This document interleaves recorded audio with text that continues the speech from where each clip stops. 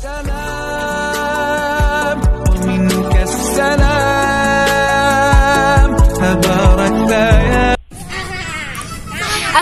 warahmatullahi wabarakatuh. Welcome back to my channel. Alhamdulillah hari ini segmen kedua masih membahas tentang perjalanan tasawuf yang sudah pernah Indah alami dan lalui ya. Meskipun sebetulnya nggak bakal Indah buka semuanya karena berkaitan dengan privasi orang, berkaitan dengan masa lalu yang pernah Indah alami dan sebagainya gitu kan. Tapi yang jelas berkait langsung saja dulu ke berkaitan dengan kertas ya, sesuai dengan segmen yang pertama. Jadi ini dikasih kertas dan kertas itu tentang ada bahasanya tuh apa ya, pokoknya aku benar-benar lupa atau sengaja aku lupakan gitu ya, atau memang qadarullah juga, memang Allah juga mengizinkan aku untuk lupa gitu. Tapi intinya di dalam tersebut tuh tentang bayangan-bayangan. Jadi kita itu hanya bayangan-bayangannya saja.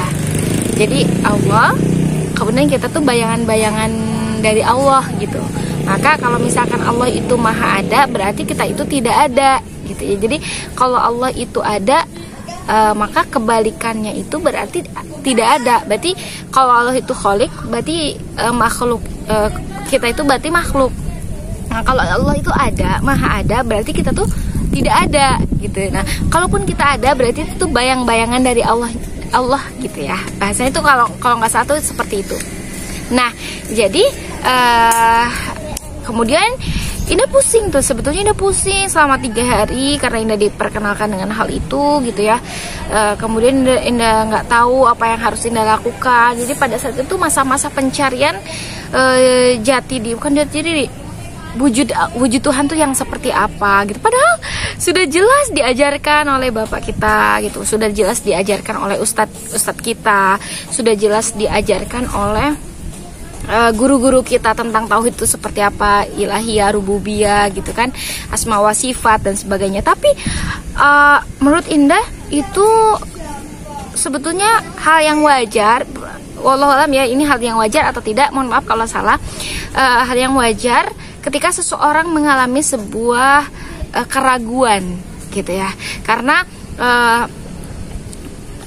pernah Indah mendapatkan sebuah pernyataan bahwa untuk mendapatkan sebuah keyakinan, dia tuh terkadang mengalami sebuah keraguan-raguan gitu.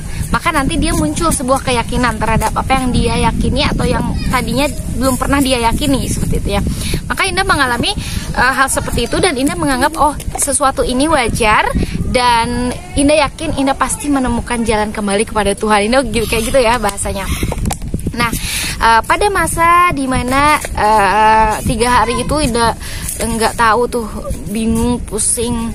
Kemudian di perjalanan itu pas bulan Ramadan ya, jadi bingung, pusing, kemudian perjalanan ke sebuah tempat. Pokoknya 3 hari berturut-turut muntah sampai nggak tahu ya Allah wujud Allah itu seperti apa. Kemudian apalagi ini pokoknya dikasih pertanyaan-pertanyaan lah, dikasih pertanyaan-pertanyaan dan pernyataan-pertanyaan, termasuk tentang innaka mayitun wa innahum mayitun gitu dan sebagainya. Pokoknya aku agak lupa lah tentang hal ini. Lebih tepatnya melupakan sih kayaknya gitu ya. Nah karena Indah merasa pengen kembali lagi deh ke alam-alam dimana Indah tuh pengen jadi orang yang normal gitu kan. Karena menurut Indah itu terlalu tinggi gitu, karena Indah belum bisa mencapai makrifat tersebut gitu.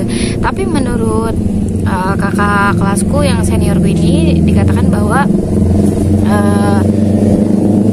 ada satu pertanyaan sih tentang orang tua gitu ya. Jadi sebenarnya katanya bapakmu itu bukan bapakmu gitu, orang tuamu itu bukan orang tuamu. Jadi kayak orang tua kamu itu sebetulnya bukan orang tua yang melahirkan kamu, tapi ada orang tua yang membuka kamu dengan keterhijaban kamu dari Tuhan. Seperti itulah, kurang lebih seperti itu ya. Tapi Indah sekali lagi mohon maaf kalau misalkan Indah agak salah gitu, agak lupa gitu ngebahas tentang ini.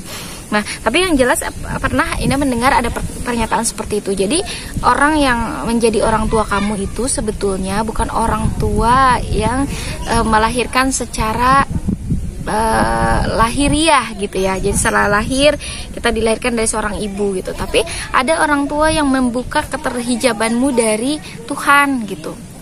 Nah, akhirnya pokoknya selama 3 hari berturut-turut itu Indah ini ya apa bahasanya tuh mual, pusing, dan bener-bener nggak tahu mau pegang kemana dan sebagainya gitu kan. Biasanya Indah sharing dengan Bapak, tapi untuk kali ini yang tentang tasawuf itu Indah nggak bisa sharing ke siapapun pada saat itu. Kemudian pas banget pada waktu itu mata kuliah ini ya, mata kuliah Al-Iqtisad fil I'tiqad, karangannya bukunya Imam Al-Ghazali. Jadi bukunya Imam Ghazali, kemudian lagi masa-masa mau UAS gitu ya kalau nggak salah. Kemudian pokoknya agak lama tuh perjalanannya ya. Jadi kita dikatakan bahwa katanya berarti kalau kamu sudah yakin kepada Allah, maka kamu tidak lagi perlu berdoa, gitu kan bahasanya gitu. Kenapa? Karena kalau kamu sudah yakin berarti kamu itu sudah tahu apa atau yang terbaik menurut Allah tuh pasti yang terjadi pada kamu, berarti itu tuh yang terbaik dari Allah, gitu kan. Sesuatu yang terjadi pada kamu hari ini, maka itu yang terbaik dari Allah, gitu ya. Maka kalau misalkan aku udah terbuka terhijabannya tersebut, berarti aku ada sesuatu yang datang ke aku apapun itu, berarti itu ya kita terima, gitu. Kayak gitulah bahasanya ya, kalau kurang lebih. Sebetulnya kalau salah sekali lagi mohon maaf, gitu. Nah kemudian oh jadi begitu ya, berarti Indah juga hampir tuh selama 1 bulan itu ya tidak berdoa kepada Allah, tidak meminta kepada Allah, karena Indah meyakini pada saat itu sesuatu yang Allah berikan kepada kita berarti itu yang terbaik. Apapun Indah posisi apapun pada saat itu, Indah yakin itu yang Allah berikan kepada kita yang terbaik, kayak gitulah bahasanya. Jadi apalagi dikatakan bahwa katanya semua orang yang masuk surga, semua orang itu akan masuk surga. Semua orang itu masuk surga, dan semua orang itu kecuali orang-orang yang tidak mau, kayak gitu ya bahasanya. Semua orang kaum Nabi Muhammad masuk surga. Gitu aja teman-teman. Insya Allah nanti Indah bahas lagi tentang pembahasan selanjutnya tentang perjalanan tasawuf ini, bagaimana sampai benar-benar Indah bisa keluar dari